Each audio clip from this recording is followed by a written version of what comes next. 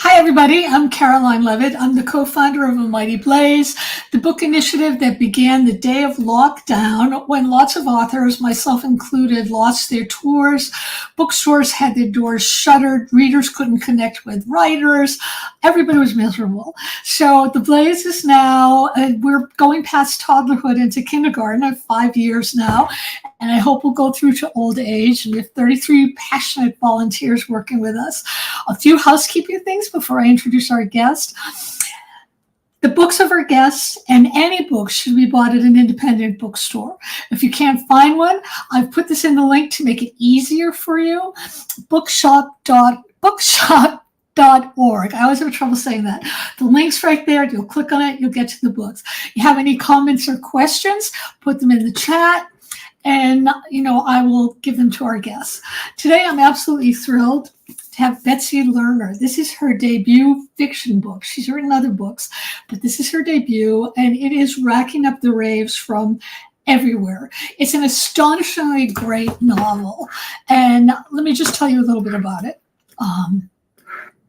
Okay, so Betsy is the author of The Forest for the Trees, which is an advice to writers book, and the memoirs, Food and Loathing and The Bridge Ladies. She's a literary agent in New York, and as I said, Shred Sisters is her first novel. It's about sisters, and it's about mental health. Olivia is the sister who's the golden girl until her erratic behavior impacts everyone. Amy is her more cautious sister, but it's Olivia's mental illness that sort of drives the book and shatters Amy's very careful, cautious life. The novel spans decades, but it's always focusing in on love. And it's absolutely, you can't put it down. It's actually gorgeously written. It's not just me saying that. The Washington Post said it's smart, funny, and moving, the kind of books readers won't want to end. The New York Times says that lots of ambitious books announce themselves. This one doesn't need to. It's that good. It refines a 20-year coming of age into an elegant thread of taut, perfectly paced milestones. As any writer knows, that's really hard to do. The Boston Globe says, drama, disappointment, and despair thread through this bittersweet saga, but empathy, humor, and the narrator's sharp yet loving powers of observation make it a joy to read. Exquisitely written, featuring pitch-perfect wit, crackling dialogue, and deep insight into the excruciating pain of being in a perpetual awkward phase. Kirkus, who can be nasty, gave it a starred review and said it was seamlessly constructed and full of insights on how families work. And I will be shut up in just 1 second. Jewish Book Council said Lerner's sharp storytelling places her in the canon of Nora Ephron and Judy Blume. It's honest, intimate, heartfelt meditation on the way our toughest loves shake, break, and rebuild us. Welcome to A Mighty Blaze, Betsy Lerner. Thank you so much for being here. I'm so excited to have you. Oh, thank you. And thank you for that introduction. I could have said more, but I wanted to give you talk time. So I'm really curious about how a literary agent who has written nonfiction, memoir, suddenly decides to write a novel. How terrifying was that, especially from what you know as a literary agent, that fiction can be a tough sell? It wasn't terrifying at all because I kept it completely private, and I never knew if I was going to hit a wall and just stop, or I just didn't tell anyone because it felt a little embarrassing in the first place. I'm working on a novel. Who asked for it? So yeah, I was my little private project. Only my husband knew I was doing it because I get up at 5 a.m, and he can hear that. So I just had a blast writing it. It sort of wrote itself, which I know you're not supposed to say. Wow, I'm so jealous. It did. Yeah, it came out of me in 7 months, and I was writing 4 or 5 hours a day. It was a flood, and then it did take me 2 years to revise it because I write fast and sloppy. So it took a ton of work after. Like I think a lot of people put all that time in to get the book down, and then the revision process is what it is. But for me, the revision process was a far heavier lift. Oh yeah, no, definitely. I'm glad you said that, because 9 months to a complete novel would have made me want to jump out my window. So I want to ask you too that, as an agent, you deal with a lot of literary writers. When you were writing, did you hear your own advice to them being spoken to you, and did you follow it, or did it take on new meaning? A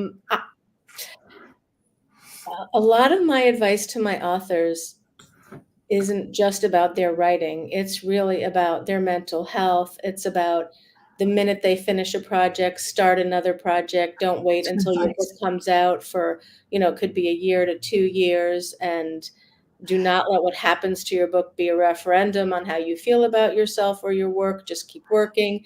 And then I also really instruct people on how to do their own marketing, or to augment whatever the publisher's efforts are going to be, which, as you know, are often can be quite minimal. Right, So right. one of my great heroes is P.T. Barnum, and I love marketing, and I love helping people market their books. So I'm doing all that as an agent in addition to editing them. And as far as that part of my work goes, yes, 35 years of editing books and working with authors it's been like 20 graduate courses back to back, learning how to structure books, learning how to think about development, what's a telling detail, all of it. All that It's stuff. a lifetime education in writing and putting books together. Let's talk about the structure, because at one point Amy says there are three ways to start this story.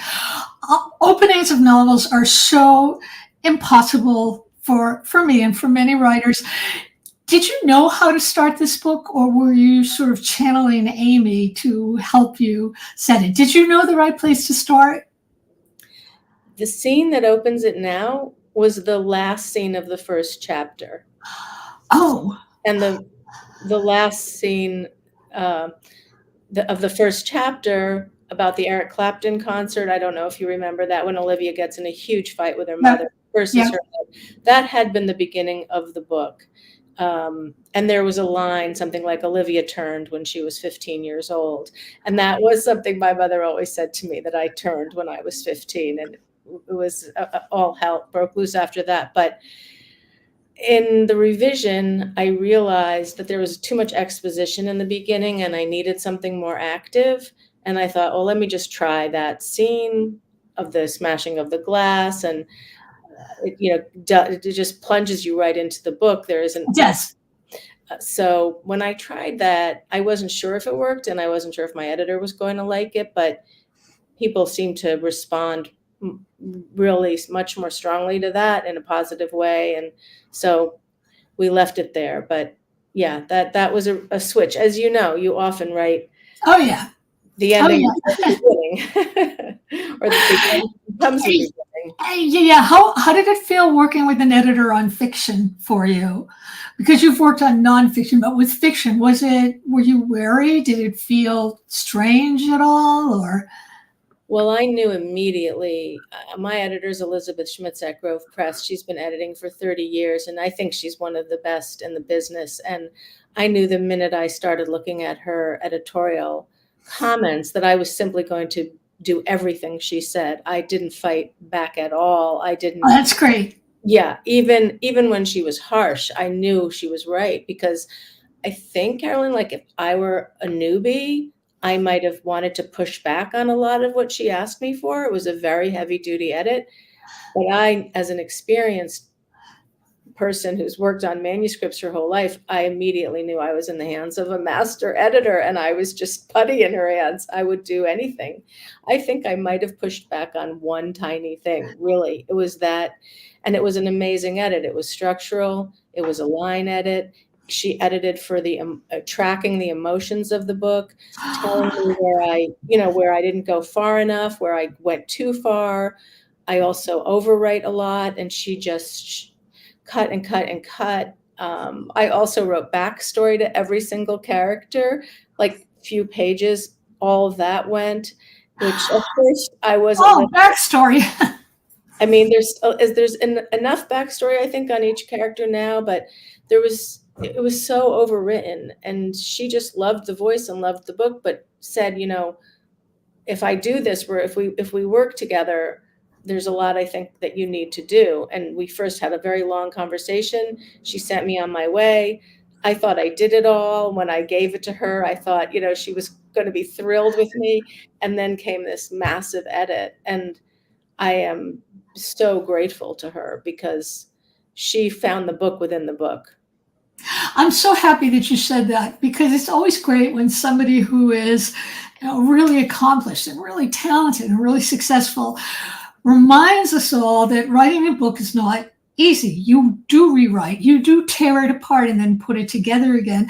And also that it's really a collaborative effort with an editor, and a good editor will make you take it apart and redo it. And sometimes you feel like, that I don't want to do it, but you always do it. And you see eventually that they're right. They're right. With a good editor, they're right. I wanted to ask about what I really loved is that there were no definitive labels thrown at Ollie, because that's my own personal experience of mental health issues, which are in my family and with a best friend of mine. And I loved the line where it says, "Who's to say she didn't find her own life satisfying?" I just thought that line was so profound, because people do the best they can to try to lead the best lives that they can. And that line really resonated for me. Was that an idea that you always had as you were writing, or did that reveal itself to you as you were writing the book? The idea behind that line is something I've thought about for so much of my life, because, as you know, mentally ill people are stigmatized and often Right, written off.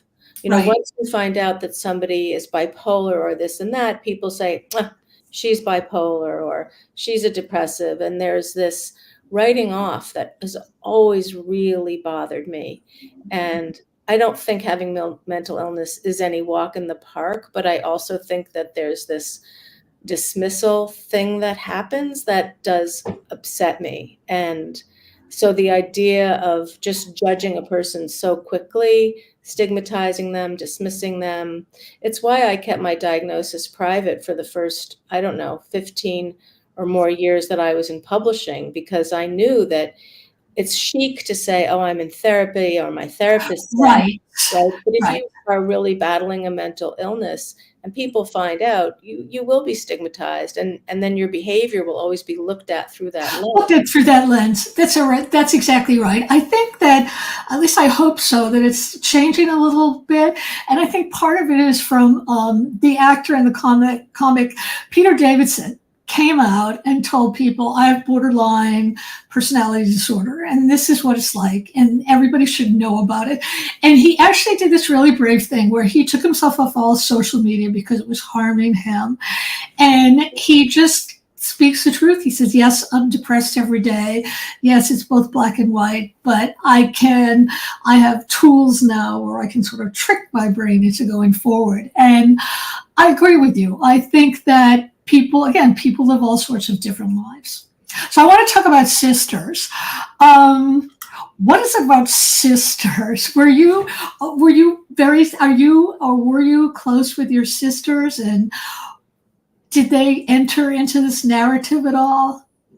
I have two sisters. I'm obviously the middle, and I think we've been obsessed with each other our whole lives. We've been fractious, we've been rivalrous, we've been at each other's throats, and we've also pulled together we experienced some terrible tragedy, and we pulled together in a way that I think underlines what the book is about.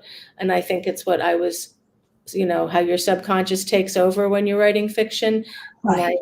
I think that the deepest theme of this bond that's unbreakable, but it's not like a happy bond necessarily. It's a ironclad bond because of your DNA, and you've grown up together and you know each other better than anyone else, and you push each other's buttons more readily than anyone. Right. That's right.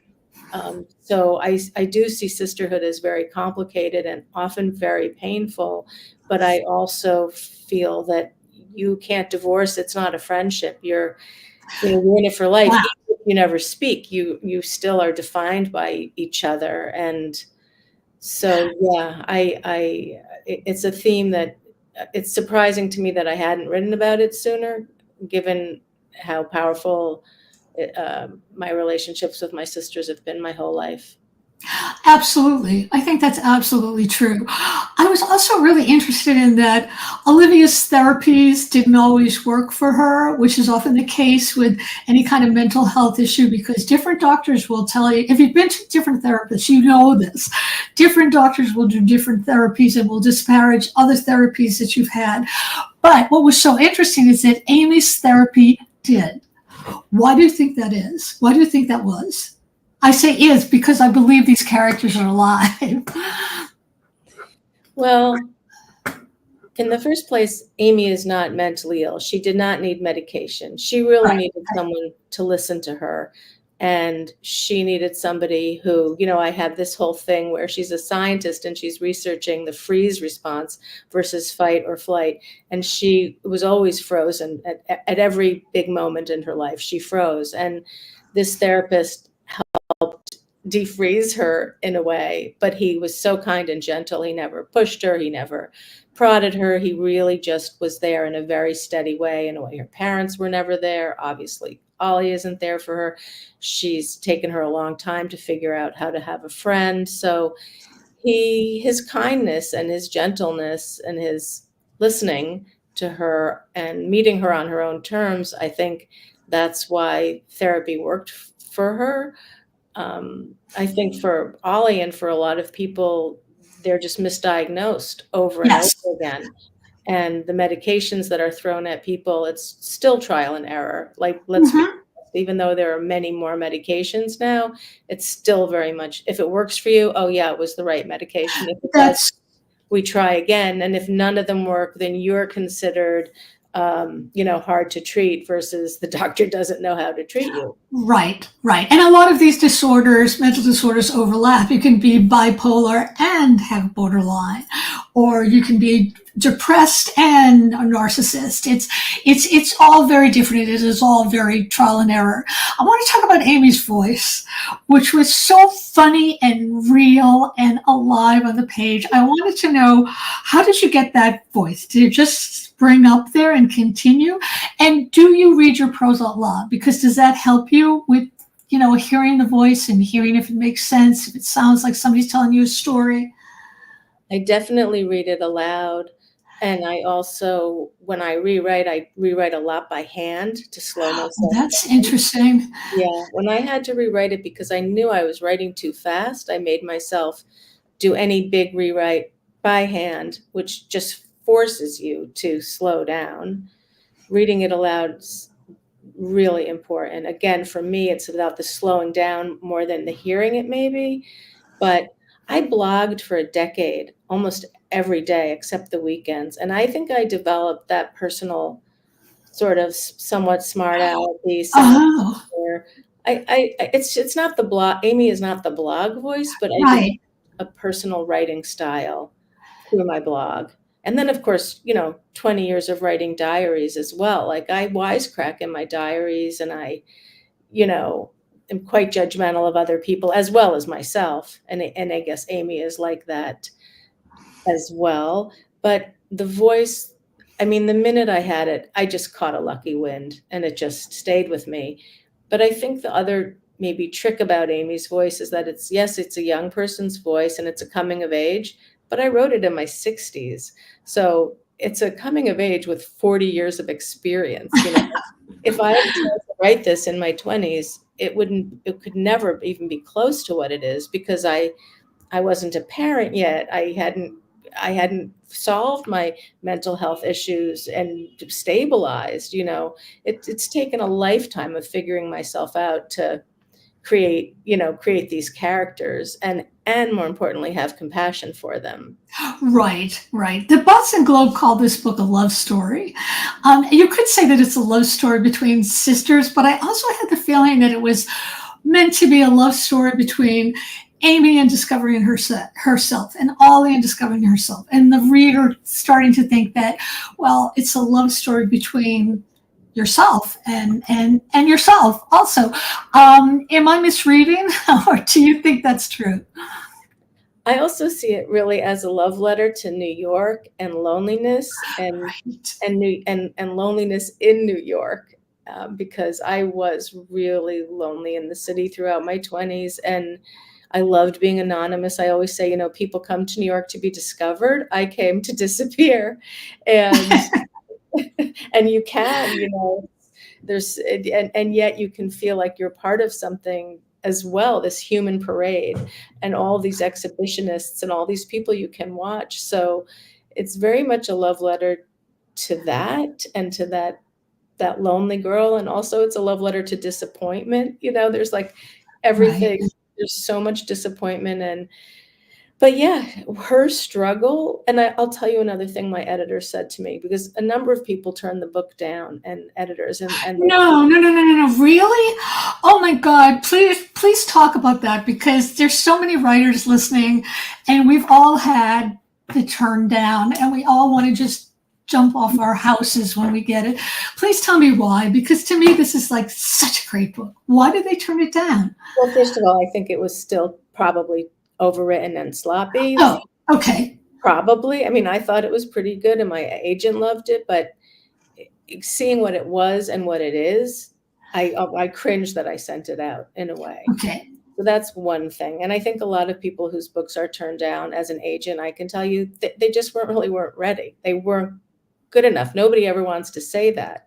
They want to Okay. blame publishers and, oh, they're gatekeepers and all of that. But often your first book that you get published is hardly the first book you've written. Right. I Right. have so many projects I've put away. I have so many screenplays that's never been. I mean, I taught myself plot because I wanted to be a screenwriter, and I've written a number of screenplays, and sad nothing ever happened with those. But yet when I wanted to write fiction, I had the tools of That's right. plot. And so that's one thing. But the editors who turned it down, the common denominator of the comments was that Amy doesn't change enough. There isn't enough of an arc. And I bridled at that because I don't think people change all that much, and I'm not interested. Right. I want to know about them as deeply as possible. I don't really care if they change. And Right. I think many people change for the worse. And when editors say they don't change, they are implying change for the better. Right. When I met Elizabeth and we were discussing the problems of the book and the potential, I said, people who've turned it down feel that Amy doesn't change. And she said, well, Betsy, Amy doesn't have to change, but she has to learn. Yes. That Yes. unlocked the entire book for me, because then as every scene I went through with Amy, and sometimes she learns the wrong lesson, Mm-hmm. she continues to, in one way or another, grapple with herself. So you feel that something is happening, and it's not static. It's not just one disappointment after another. Something's happening through those disappointments. And that insight for me completely blew my mind. And it's still with me. I think about that now whenever I'm writing something, that's really, you want to learn, you want to deepen things. You want your reader to feel some satisfaction, or they're just going to put it down. Right. Right. Right. Right. That's great. And talking about stuff like scripts, do you find writing scripts as satisfying as writing a novel? I almost felt like it was like writing an outline. Well, I love script writing because I like speed, as I've Oh, you said. like speed, right? Of course. Yeah, so I like moving things along. And I also, actually, I know this is going to sound crazy, but I have an MFA in poetry. And in a script, you have so few lines to Right. establish tone and to establish milieu and all of that. And I love the concision of that. And that's almost like poetry to me. and the dialogue is almost the least of it. But I'm the kind of person, I'm always listening into the table next to me at the restaurant. Oh, me too. Me too. Because you're a writer, so it's like dialogue and how people really speak is just an endless source of fascination for me, and I'm a total student of that. So for me, scripts are really fun. But when I did take this plunge with fiction, I also found it to be really satisfying. And because I didn't need to have 30 people approve it, I just needed to find one Right. editor, it's a reality. But all my scripts in the drawer have brought me to this point. I always tell all my writers, nothing is ever wasted. Even if it doesn't get published, it is part of your development and That's right. your toolkit and your maturation. And also, it's a test, right? Like if somebody rejects you, makes you stop writing, that's on you. That's right. That's right. That is Like definitely on you. rejection has always I love being underestimated, and I don't mind being rejected because as an agent too, if I send out an author's work, right, and 29 people turn it down and one person accepts it, I'm handling all that rejection with the author as well. Or if God Right. forbid it doesn't sell. So I know what it is to manage rejection, and I just come back fighting. Right. Right. You can't give up. You can't give it because a lot of times it's, careers up and up and up and down. I wanted to ask you about your book, The Forest for the Trees, which I have on my desk right now because I have some writing problems. I wanted to know, what's the worst writing advice anyone ever gave you from the beginning of your career to now? And what would be the one piece of advice you would give writers out there? The worst piece of advice? That is a tough one. Or some of the worst. Well, I can tell you, I mean, I often think the worst is the stuff you can make the most of. So when I was getting my MFA, my professor said that my poetry was a series of inchoate images connected by bad grammar. So if that wasn't the worst, it was certainly the most insulting. But yet she wasn't wrong, because I hid behind poetry and I hid behind obscurity and abstraction. I didn't want to be known or seen, but I wanted obviously to communicate. And I found the language of poetry for me to obfuscate whatever I was feeling or whatever pain I was in. And then the bad grammar part, that was on me. I really did not know how to break a line at that point. I didn't understand all of that. That just took a lot of learning. But Go ahead, I'm sorry. yeah, I'm just trying to think what the best advice ever is. And I think it's the advice that Elizabeth gave me, obviously about my character learning. But my advice to people always is, keep your day job. Like, have stability in your life, because you cannot, there are very few people who are just genius and can live. You have to find stability and discipline. I think those, at least for me, those have been the key to my being so productive. I think that's good advice. All right, let me see if I can show this. Okay, audience question. Will you write another novel? What's next for you? Yes, I am working on a new novel. Oh, great. Can you talk about it at all, or you're under wraps? Okay. Under wraps. Under wraps. Okay, that's great. And of course, I also would like to write the screenplay to The Shred Sisters if somebody options it. That would also be a dream. Okay. Oh, here's another question. I was going to ask you this myself. Can you talk about your journal with us? Betsy has this great thing on TikTok that everybody should look at, where she reads pieces of her journal, and it's just so completely fascinating. What made you, I would want to add to this question, what made you start doing that? And what have you learned from doing that? See, I was going to say, how has it changed you? But I already learned something from you. So now I'm saying, what did you learn from doing that?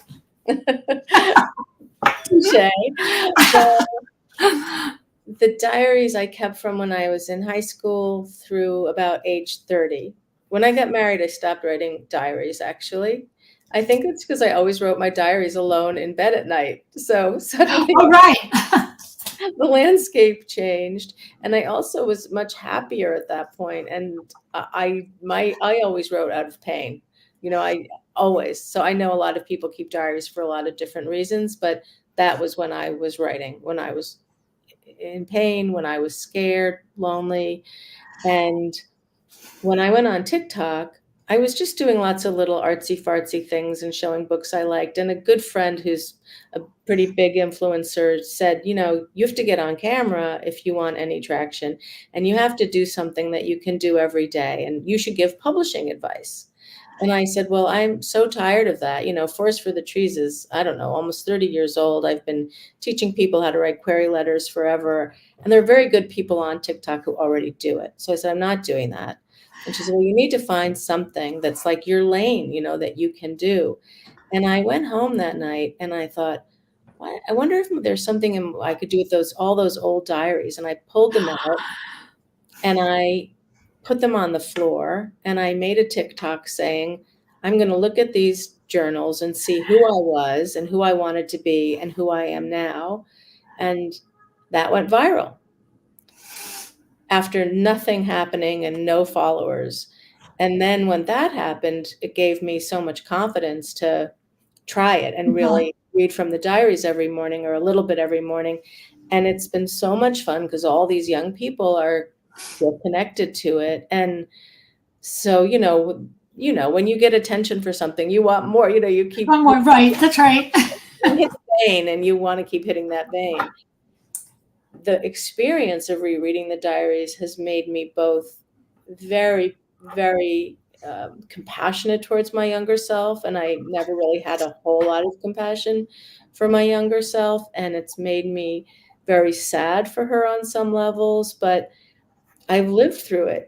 These are from 40 years ago. I know that I turned out okay. I know that all those struggles brought me to every success as well, and that all that pain was so hard to manage in my 20s and then even in my 30s to some extent. But yeah, I mean, I feel very proud that there's something in there that people can connect to.